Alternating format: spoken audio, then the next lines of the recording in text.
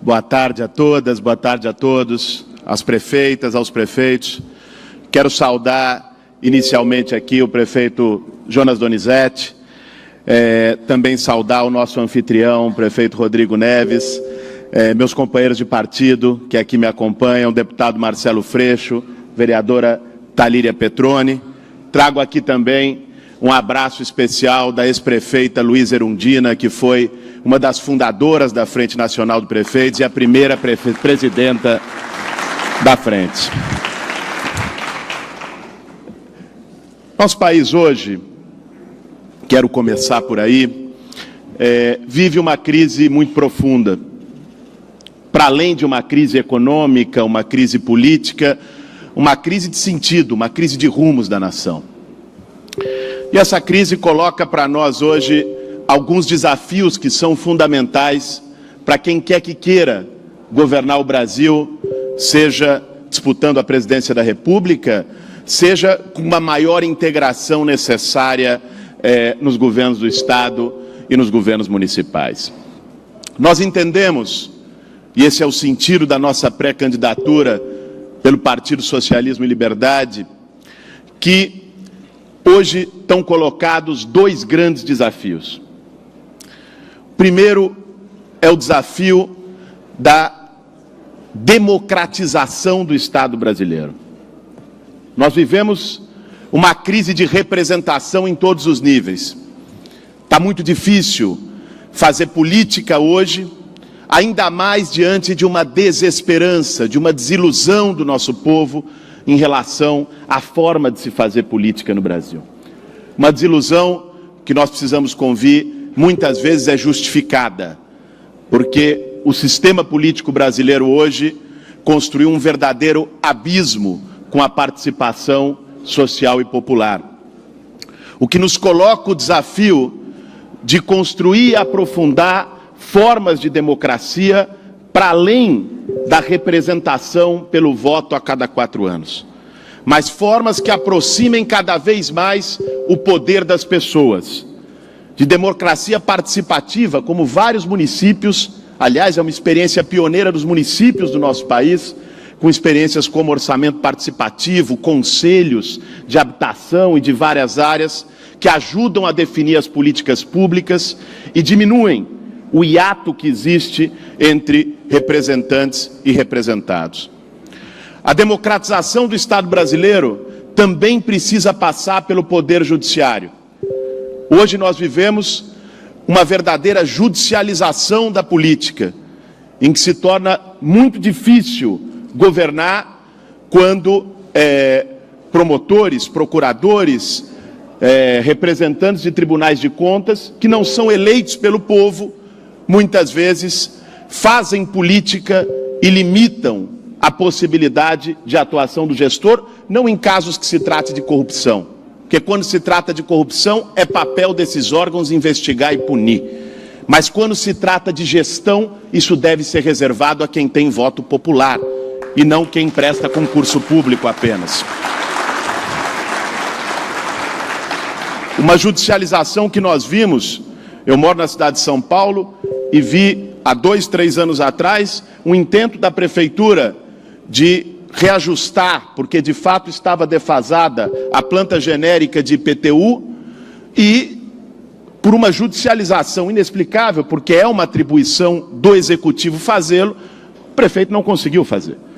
Foi parar no Supremo Tribunal Federal, quando foi autorizar já tinha acabado o mandato. Então, é preciso uma democratização profunda do Estado brasileiro que passe pelas práticas de gestão, pela participação popular, por maior transparência e também pela democratização do Poder Judiciário. Outro desafio importante que está posto no nosso país é o enfrentamento às desigualdades. O Brasil é a 7ª economia do mundo e ainda assim está entre os 10 países mais desiguais do mundo. Nós precisamos, para o necessário enfrentamento a esse abismo, a um abismo social no nosso país, nós precisamos de uma profunda e progressiva reforma tributária. Uma reforma tributária que possa taxar aqueles setores econômicos que hoje não pagam. Nós temos uma subtributação, seja no setor financeiro, seja no setor de serviços. São subtributados no Brasil. Isso, em alguma medida importante, defasa também o próprio fundo de participação dos municípios, porque vem do imposto de renda da pessoa física, e um exemplo que é muito concreto, que a ausência de tributação de lucros e dividendos de pessoas jurídicas no país, faz com que haja um desvio da pessoa física por PJs artificiais para poder ter elisão fiscal. Isso reduz a arrecadação do país. Não só reduz a arrecadação, como gera injustiça tributária, onde quem tem mais paga menos e quem tem menos paga mais. Uma estrutura de arrecadação que esteja baseada, sobretudo, no consumo e na produção, não é uma estrutura de arrecadação justa. 51% de toda a carga tributária brasileira vem do consumo e da produção. Nós precisamos alterar isso. É uma questão de justiça social e também é uma questão de justiça federativa. É preciso rever a forma como se distribui a carga tributária no país. Um exemplo muito concreto, que foi um debate que se abriu após as manifestações de junho de 2013, em torno do transporte público, mas foi rapidamente encerrado, é o debate da municipalização da arrecadação da CID, para poder financiar transporte público municipal no país. Debates como esses precisam ser colocados para que a gente combata a desigualdade tributária em todos os seus níveis, como desigualdade social, desigualdade regional e também como desigualdade que distorce o Pacto Federativo. Agora, queria aqui também tratar de um tema, que é um tema que tem a ver com a minha trajetória ligada ao movimento social de luta por moradia, de direito à cidade, mas tem a ver ainda mais com o trabalho de gestão que cada prefeito e cada prefeita faz no dia a dia do país. Porque a desigualdade no Brasil, Rodrigo, ela tem território, ela se expressa nas cidades. O polo e o foco dos conflitos, onde estoura na ponta, é no território urbano. E pela forma como se desenvolveu as cidades brasileiras, por um êxodo rural descontrolado, também por ausência histórica de reforma agrária no nosso país, isso gerou uma segregação territorial que expressa a segregação social. As diferenças sociais no Brasil estão marcadas no território. As nossas cidades ainda carregam uma divisão profunda entre centros e periferias, e que se reproduz por uma lógica incontida da especulação e da valorização imobiliária. Para a gente pensar planejamento urbano, para a gente pensar política pública urbana, nós não podemos ignorar que na última década o nosso país viveu o maior surto de especulação imobiliária da sua história. Terra praticamente virou ouro, terra virou ativo financeiro. Nós tivemos uma valorização, o período de maior expressão disso foi entre 2008 e 2014, o auge da valorização financeira imobiliária no país. Nós tivemos uma valorização que ultrapassou 200% em média nas capitais, como valor do metro quadrado. Não é possível fazer uma governança justa sobre o território que não seja excludente, que não jogue sempre os mais pobres para as regiões mais distantes, com desregulação do território. Existem mecanismos para regulamentar o uso territorial. Isso não pode ficar apenas à deriva e à mercê do mercado imobiliário. Não pode ficar apenas porque são as grandes construtoras e incorporadoras que têm terras definirem a política pública urbana no país, definir onde vai construir cada coisa. Veja a contradição. Nós tivemos, durante os últimos 15 anos, o maior nível de investimento urbano no Brasil, seja com o PAC, as obras de saneamento e mobilidade, seja com o programa Minha Casa Minha Vida nas obras de habitação. Mas isso não resolveu os grandes problemas urbanos. Minha Casa Minha Vida construiu 2 milhões de casas entre 2009 e 2015 e o déficit habitacional brasileiro não se reduziu, em especial nas regiões metropolitanas. Porque não adianta enxugar gelo, não adianta só construir casa, em geral, nas periferias, onde cria um novo ônus de infraestrutura, de demanda por serviços públicos, de saúde, educação, de todo tipo, não é? E não enfrentar uma lógica que é uma lógica que cria novos sem-teto. Porque se a gente não é capaz, com mecanismos legais e de gestão, de conter a valorização imobiliária no país, o que acontece é que, pelo aumento no preço da terra, que se reflete no preço do aluguel, as nossas cidades se tornam uma máquina de criar novos sem-teto.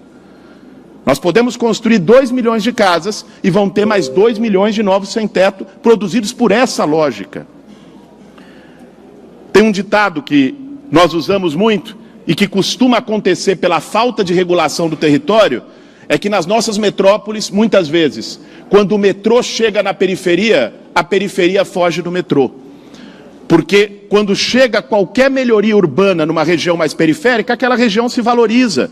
E quem pagava aluguel naquela região de R$500, aumentou para 1.000, 2.000, ele tem que ir para uma região onde não tem essas qualidades urbanas. E esse não é apenas um problema habitacional. Esse é um problema que tem a ver com toda a infraestrutura e serviços públicos, inclusive com a mobilidade. Quando uma família trabalhadora é jogada para mais longe, é mais tempo de deslocamento entre a sua casa e o local de trabalho, que em geral está concentrado nas regiões centrais, em especial nas nossas metrópoles. Quando uma família é jogada para mais longe, o serviço de educação ou de saúde, que já poderia ser precário na sua região, é ainda mais precário numa periferia mais distante. Criam-se novos ônus sociais, que piora a qualidade de vida das pessoas e que dificulta o planejamento urbano. Por isso é necessário nós implementarmos os mecanismos que estão previstos no Estatuto das Cidades desde 2001. Nós podemos regulamentar a função social da terra, com desapropriação-sanção, que inclusive é permitido às prefeituras, após cobrança de IPTU progressivo por 5 anos em terrenos que estejam abandonados. Isso não tem sido feito, por falta de uma regulamentação federal do Estatuto das Cidades, que precisa ser feita. A regulamentação feita pelos planos diretores é insuficiente.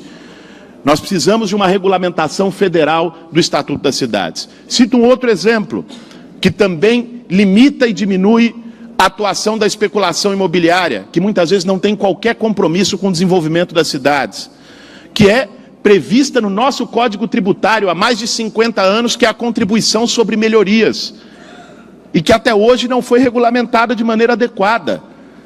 Que é quando chega uma melhoria pública em determinada região, e isso valoriza terras privadas, a possibilidade de uma taxação para o município que reflita o investimento, ou o efeito desse investimento na valorização privada.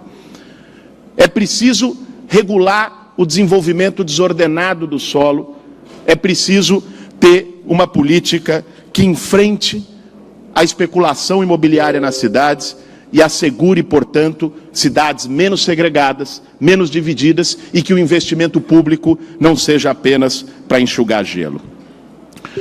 Quero aqui, como foi proposto na carta da frente e também nesse vídeo inicial, entrar em alguns temas de grande interesse nacional e que também, evidentemente, se relacionam com o Pacto Federativo e com a atuação dos municípios. O primeiro é o tema da educação. Educação, todos nós sabemos, é algo essencial para o nosso futuro. Nós estamos falando das próximas gerações. Agora, nem sempre isso se reflete na questão orçamentária, sobretudo da União. Hoje, o Brasil destina 5,5% do PIB para a educação pública. Desses 5,5% do PIB, apenas 1% é da União. O resto se divide entre estados e municípios. A federalização do ensino, como tem se proposto em algumas plataformas, para nós não é a maneira mais adequada. A federalização do ensino, aliás, no Brasil, foi feita apenas em regimes ditatoriais. porque é uma forma de controle, de separação da escola com a comunidade e de distanciamento, né, em relação a quem mais precisa e quem usa a escola, né? Isso fortalece o pensamento único. Federalização do ensino não é o caminho. Agora, maior federalização do financiamento da educação pública, esse é sim o caminho. Com a educação básica, fundamentalmente. Isso passa pela implementação do custo aluno qualidade inicial, o chamado CAC, que está previsto no Sistema Nacional de Educação a ser regulamentado.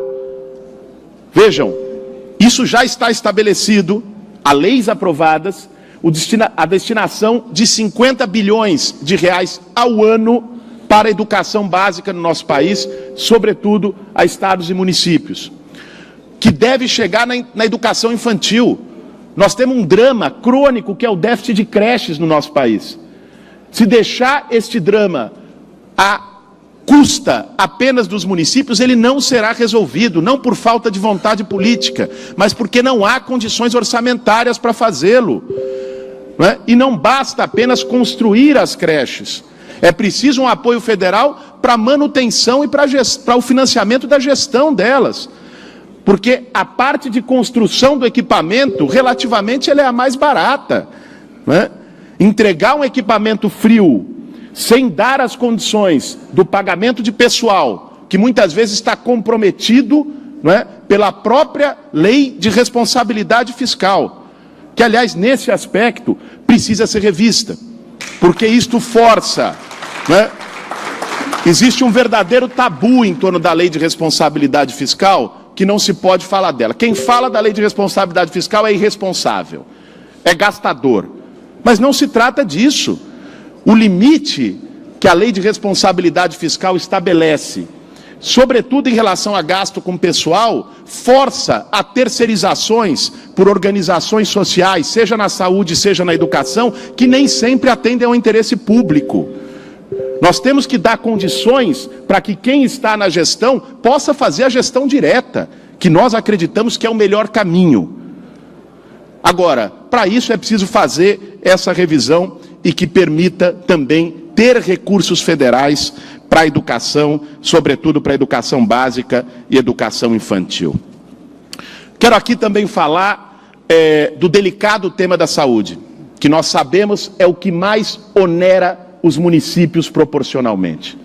Tem alguns dados que a própria frente também trabalha com eles, que entre 2003 e 2014, nós tivemos um aumento de 26% para 31% da proporção de gasto de saúde médio dos municípios. E, ao mesmo tempo, nós tivemos uma redução de 51% para 42% da proporção de gastos da União, né? Isso é muito pouco. A União precisa contribuir mais. E queremos aqui colocar uma questão. O problema não é o SUS. O modelo do SUS é um bom modelo, reconhecido internacionalmente. O problema é que é um modelo subfinanciado no Brasil. Países que têm acesso universal à educação em modelos análogos ao SUS, em média, destinam 8% do PIB para saúde pública. No Brasil, se destina 3,8% do PIB para a saúde pública. O problema não é ter um modelo público. O modelo público e universal é necessário. É uma forma de seguridade social para o nosso povo, especialmente num abismo social tão grande. A maior parte da nossa população não tem condições de pagar plano de saúde privado. Não tem acesso a isso. Ainda mais com a desregulamentação do trabalho produzido por essa reforma trabalhista, que dificulta ainda mais ter contratações formais, onde as pessoas vão ter esse benefício a partir das empresas em que trabalham. Aliás, o que nós temos que estabelecer para ter mais recursos para a saúde é um teto na renúncia fiscal dos planos de saúde, porque hoje isso representa 32% dos gastos com o SUS é renúncia fiscal que vai para plano de saúde privado, que na prática é algo que poderia ser arrecadado para a União para poder se destinar para a saúde pública.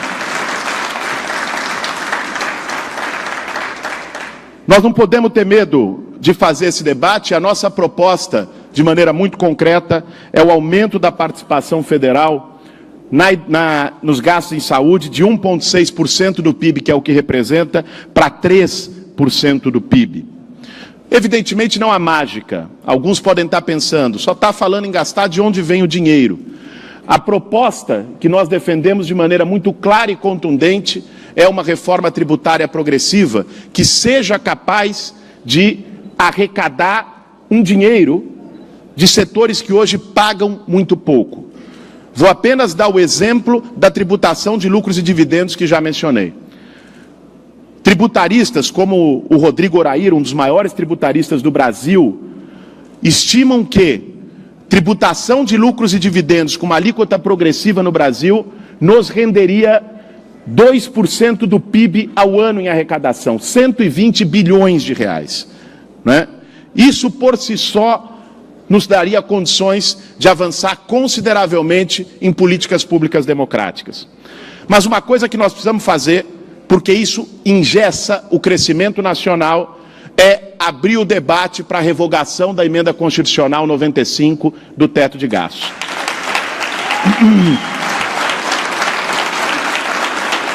Este é um teto para o crescimento do país. Esta emenda constitucional estabelece não um teto para gasto, mas um teto para o crescimento nacional, né? Nós precisamos enfrentar isso, né? O problema maior do Brasil, francamente, não é a dívida pública. Aliás, os patamares de proporção dívida-PIB no Brasil são muito menores que os da Europa e dos Estados Unidos.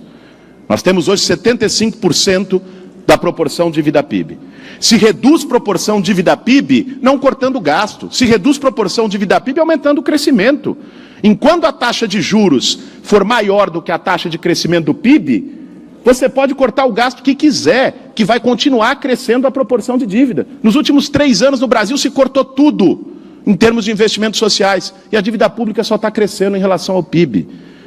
Nós precisamos enfrentar essa questão e não é com mais cortes, é com mais investimentos públicos que possam gerar, inclusive, dinamização da economia e mais arrecadação. Essa política de ajuste fiscal só gera novos desajustes fiscais no nosso país. Nós precisamos ter a coragem, inclusive, de submeter isso a referendo popular. Não é possível que o Congresso Nacional possa decidir algo tão grave sem dialogar com a sociedade. O povo não foi ouvido a respeito desses cortes, a respeito dessa emenda constitucional. Se nós efetivamente nos incomodamos com o sentimento de falta de representação que hoje a sociedade tem em relação à política, se nós efetivamente queremos reduzir o abismo que existe entre o poder e as pessoas, nós precisamos estar abertos para ouvir mais as pessoas e criar espaços de decisão e consulta permanentes, com plebiscitos, com referendos, com conselhos participativos, onde o povo possa se sentir mais representado. Isso é essencial para se retomar uma política pública no nosso país que sirva às maiorias, para que as maiorias sociais também sejam e se sintam no Brasil maiorias políticas.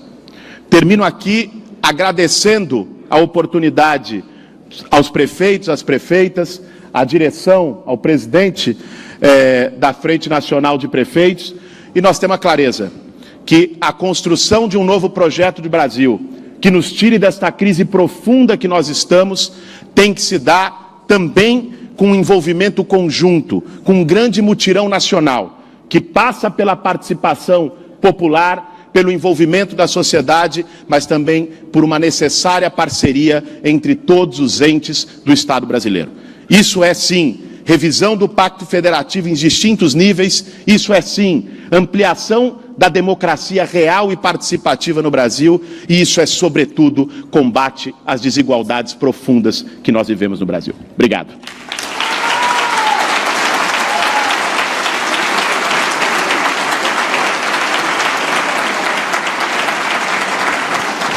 Obrigado, presidenciável Guilherme Boulos. tenho dúvida, presidente Jonas, o Guilherme Boulos fez uma apresentação muito consistente, inclusive relacionada ao tema da Carta dos Prefeitos. Então, queria agradecer a sua disponibilidade de ter vindo aqui para fazer a sua apresentação para esse recinto. Agradecer também ao deputado Marcelo Freixo, deputado do Rio de Janeiro.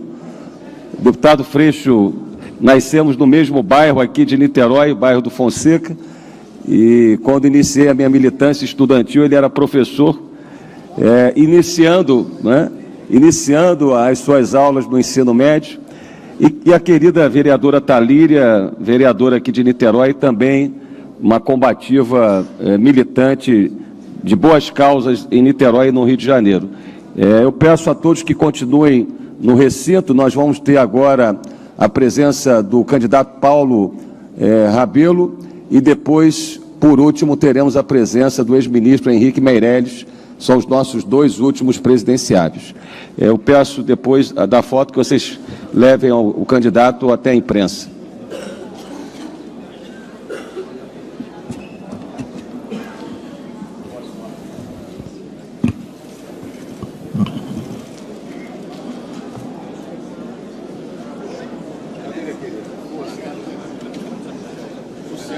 O nosso agradecimento ao presidenciável Guilherme Boulos.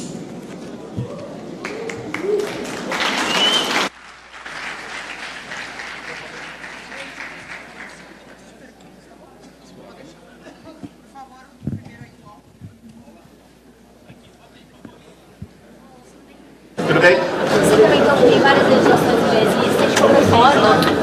Você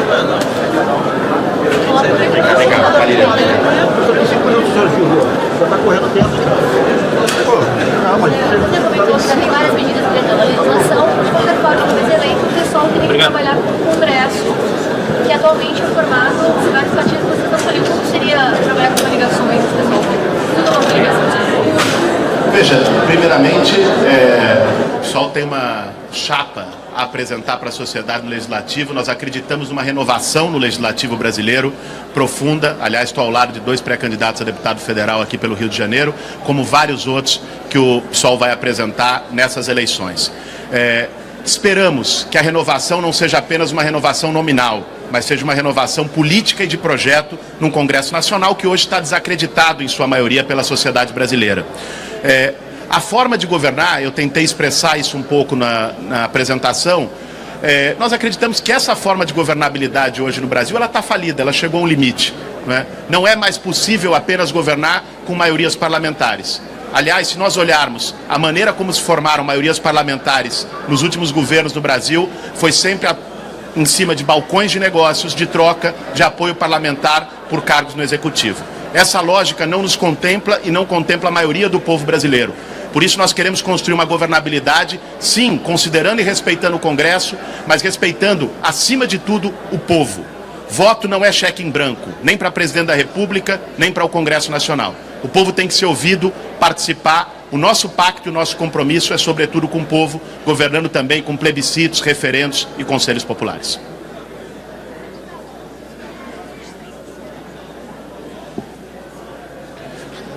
Olha, eu acho que a desistência do Joaquim Barbosa é uma questão de foro pessoal dele, né? Não nos cabe comentar quais sejam as suas razões. Ele mesmo, na sua declaração pelas redes sociais, expressou como uma questão própria, íntima, familiar, né? Então, não me cabe comentar isso.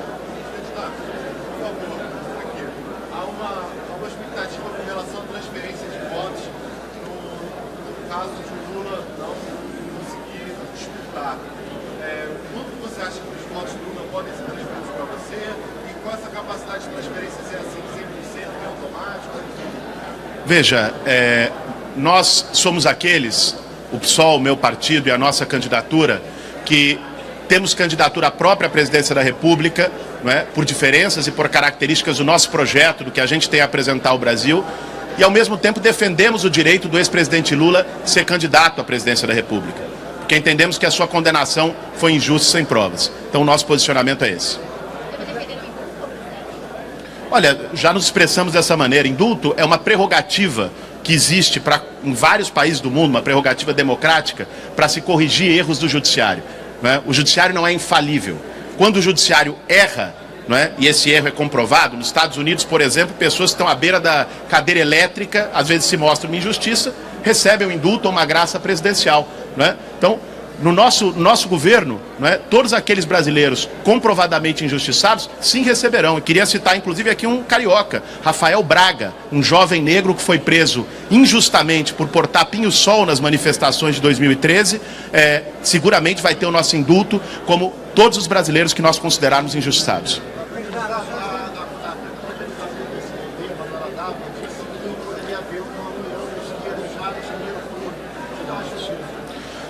Olha, a esquerda, ela tem diversidade e tem unidade também. Veja bem, hoje nós estamos muito unidos, os vários partidos e candidaturas do campo progressista, em defesa da democracia no nosso país. Nós entendemos que a democracia está ameaçada em vários níveis. Uma escalada de violência política e de intolerância que se expressou no assassinato brutal da Marielle Franco, aqui no Rio de Janeiro. Aliás, até o momento permanece impune, nós não sabemos quem matou e quem mandou matar a Marielle. Essa escalada de violência se expressa também com candidatos que não veio aqui hoje, não sei por qual razão, mas que defende a intolerância, o ódio, rebaixa o debate político no Brasil constantemente. A própria prisão do Lula, que nós consideramos uma prisão política nesse sentido, a militarização da sociedade, o Rio de Janeiro está sob intervenção militar, tudo isso justifica uma frente democrática. Agora, misturar a frente democrática com frente eleitoral não me parece o mais adequado. A frente democrática ela tem que ser ampla, de todos aqueles que estão preocupados com a crise que o Brasil está passando nesse momento. Se nós sobrepomos um debate eleitoral de candidaturas a isso acaba por dividir. Então, nesse momento, a nossa preocupação é apresentar o nosso projeto para o Brasil e, ao mesmo tempo, ter uma frente ampla em defesa da democracia. Obrigada, gente. Ele vai conversar ali depois da... Obrigado. Tá? Senhoras e senhores, pedimos para que todos se coloquem em seus devidos lugares, para que possamos dar prosseguimento e chamar o próximo presidenciável para o diálogo.